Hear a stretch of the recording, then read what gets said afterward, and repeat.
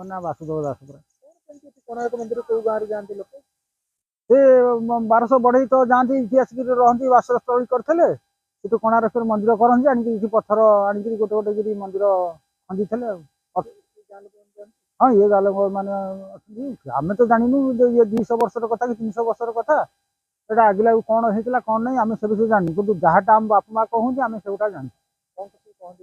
ବାପା ମା କହନ୍ତି 1200 ବଢେଇ ଏଠି ଯାଇକି କୋଣାର୍କ ମନ୍ଦିର କରନ୍ତି ଏଠି ସେଠୁ ଆସିକିରି ଏଠି ଖଣ୍ଡେ ଖଣ୍ଡେ ପଥର ଗାଚିକି ଆଣିକି ଏଠି କାମଟା କରନ୍ତି। କହିବେ ଯେ ଦ୍ୱିତୀୟ କୋଣାର୍କ ମନ୍ଦିର ଏଇଟା ଆମେ ତ ବଢେଇ ମନ୍ଦିର ବୋଲିକିରି କହି ଯାଉଛୁ ବଢେଇ ମନ୍ଦିର ବଢେଇ ମନ୍ଦିର ବୋଲିକିରି ଆଉ।